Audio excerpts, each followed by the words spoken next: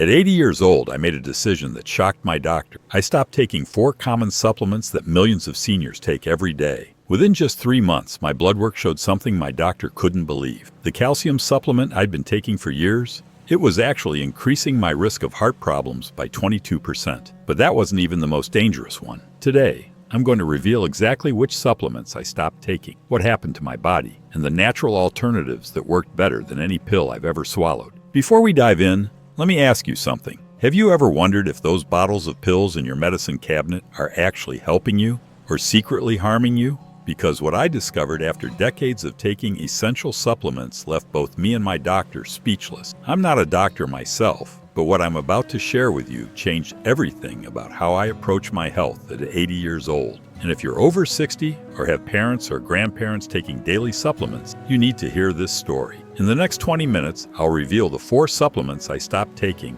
the shocking changes in my health just 3 months later, and the simple, natural alternatives that actually worked better. I'll also share exactly what my doctor said when he saw my blood work results, including one change he called medically remarkable. Stay with me until the end, because the last supplement I discuss is one that 78% of seniors take daily. Yet new research shows it might be doing more harm than good for people over 70. Let's start with the supplement that surprised me the most, calcium. Like millions of seniors, I faithfully took my calcium supplement every morning. After all, we've all heard that calcium builds strong bones and prevents osteoporosis, right? My doctor had recommended it years ago, and I never questioned it. But here's what they don't tell you on the bottle. Several major studies have found that calcium supplements can actually increase your risk of heart problems by up to 22% in older adults. I first discovered this when I read a study from Johns Hopkins Medicine that found calcium supplements were linked to plaque buildup in arteries. Unlike calcium from food sources, which goes to your bone, supplemental calcium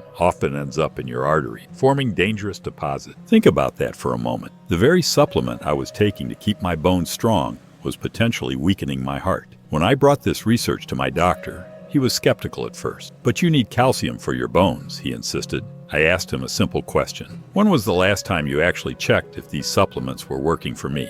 He couldn't answer, so we did a complete workup of my bone density and cardiovascular health. The results? Despite taking calcium supplements for over a decade, my bone density hadn't improved significantly. But my arterial calcium score, a measure of plaque in your arteries, was concerning. That's when I made the decision to stop taking calcium supplements. Instead, I started focusing on getting calcium from natural food sources. Here's what I did instead.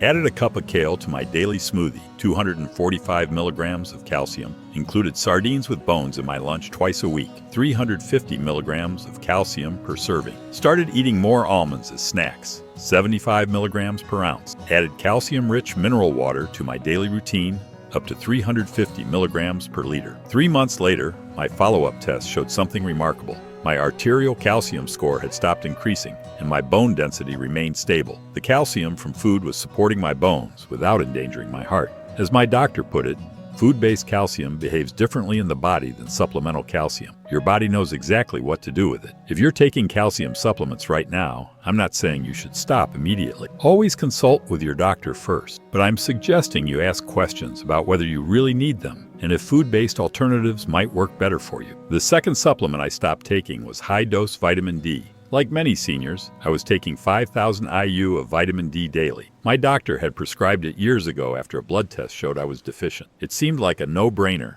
Vitamin D helps with calcium absorption, immune function, and mood regulation. What I didn't know was that my vitamin D supplement was potentially interfering with several medications taking. Here's what happened. At my regular checkup, my blood pressure was higher than usual, despite taking my blood pressure medication faithfully. My doctor increased my dosage, but it still didn't help much. Then, I read a research paper from the Cleveland Clinic that mentioned how high-dose vitamin D supplements can affect the cytochrome P450 enzyme system in your liver, the same system that metabolizes many common medications taken by seniors. In simple terms, the high doses of vitamin D Werfern was taking were making my blood pressure medication less effective. And it wasn't just blood pressure medication. Vitamin D can interact with statins, anticoagulants, and even some diabetes medication. When I brought this information to my doctor, he was surprised. "We don't usually consider supplement interactions as carefully as drug interactions," he admitted. He suggested we try reducing my vitamin D to a more moderate 1,000 IU daily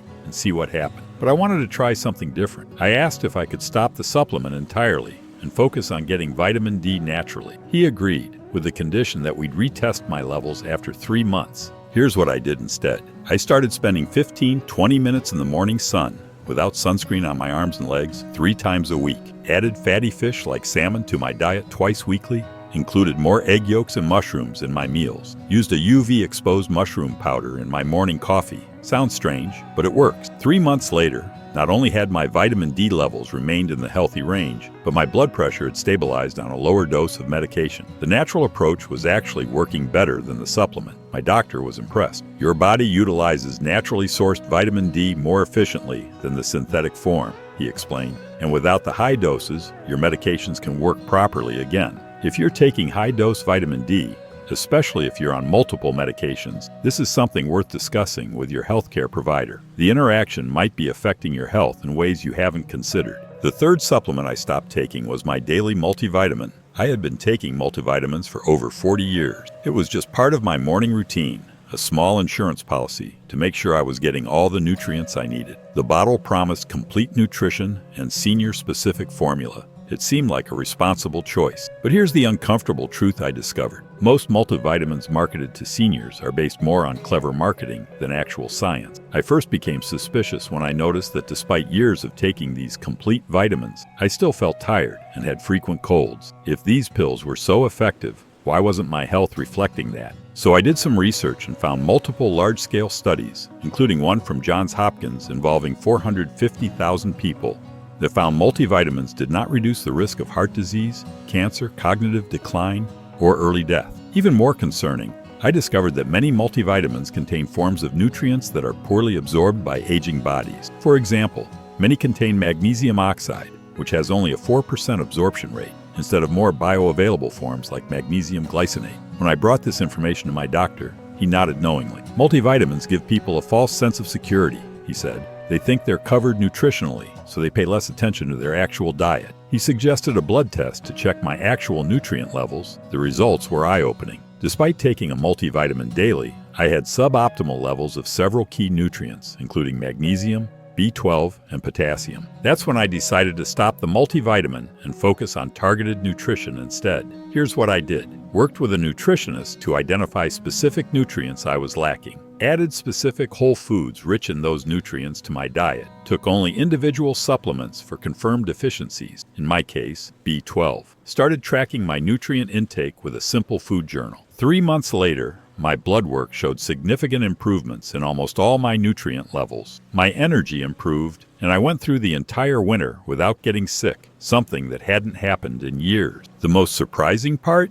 My doctor calculated that I was actually saving money. The specialized nutrition plan and single B12 supplement cost less than the expensive senior formula multivitamin I'd been taking. Multivitamins are designed for the average person, my doctor explained. But at 80, you're not average anymore. Your nutritional needs are unique, and they're changing. If you're taking a multivitamin because you think it's providing insurance against a poor diet, it might be time to reconsider that approach. Targeted nutrition based on your actual needs is far more effective. The fourth and final supplement I stopped taking was fish oil. Fish oil supplements are among the most popular supplements for seniors. They're supposed to protect your heart, reduce inflammation, and support brain health. I had been taking 2,000 milligrams daily for over a decade. What I didn't realize was that fish oil supplements can be dangerous for seniors on certain medications, and I was one of them. The problem started when I noticed increased bruising on my arms and legs. At first, I dismissed it as just thin skin, a normal part of aging. But when I mentioned it to my pharmacist during a medication review,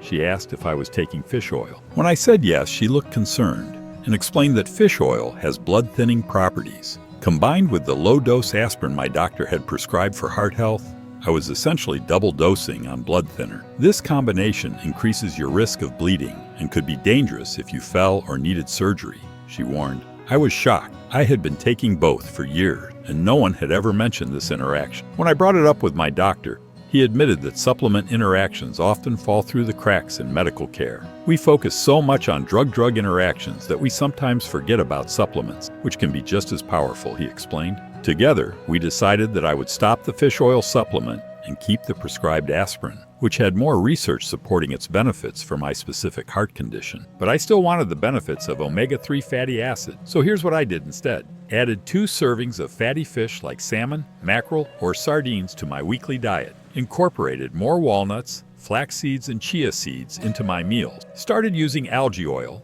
a plant-based omega-3 source, in my salad dressing. Reduced my intake of omega-6 fatty acids, which can compete with omega-3 FS. 3 months later, my omega-3 levels were actually higher than when I was taking the supplement, and the bruising had significantly decreased. My doctor was impressed by how effectively food sources had replaced the supplement. The omega-3s in whole foods come with additional nutrients that work synergistically, he explained. Plus, they're less likely to cause the bleeding risks associated with concentrated supplement. If you're taking fish oil, especially if you're also on blood thinners like aspirin, warfarin, or even certain herbal supplements like ginkgo biloba or garlic extract, this is a conversation you need to have with your healthcare provider immediately. So what happened after 3 months of stopping these 4 common supplements? The results were remarkable enough that my doctor actually documented them as a case study. 1. My arterial calcium score stabilized for the first time in years. 2. My blood pressure normalized on a lower dose of medication. 3. My nutrient levels improved across the board. 4. My excessive bruising disappeared. 5. I saved over $200 per month on unnecessary supplements. But perhaps the most surprising change was how I felt. My energy improved, my thinking seemed clearer, and I actually started sleeping better. What you're experiencing makes perfect sense, my doctor explained. Your body is designed to get nutrients from food. When you give it what it naturally recognizes, everything works better. He also pointed out something I hadn't considered. At 80, your body processes supplements differently than it did at 60. What worked for you then might not be appropriate now. This is a crucial point that many seniors miss. Our supplement needs change dramatically as we age. What was beneficial in our 60s might be harmful in our 80s. The natural alternatives I've shared, calcium-rich foods instead of calcium pills, sensible sun exposure instead of high-dose vitamin D, targeted nutrition instead of multivitamins, and food sources of omega-3s instead of fish oil aren't just safer. In my case, they actually worked better. I'm not telling you to throw away all your supplements tomorrow. That would be irresponsible. What I am suggesting is that you take a closer look at what you're taking and why. Here are 3 simple steps you can take. 1. Make a list of all supplements you're currently taking. 2. Schedule a comprehensive medication and supplement review with your doctor. 3. Ask specifically about food-based alternatives to each supplement. Remember, what worked for your body at 60 or 70 might not be what it needs at 80. Our bodies change, and our approach to nutrition should change too. If you found this information helpful, please give this video a thumbs up and share it with someone who might benefit. And if you've had your own experience with supplements, good or bad, I'd love to hear about it in the comments below. Thank you for watching, and here's to your health the natural way. For more videos on senior health and wellness, subscribe to our channel and click the notification bell. Stay healthy, stay informed, and I'll see you in the next video.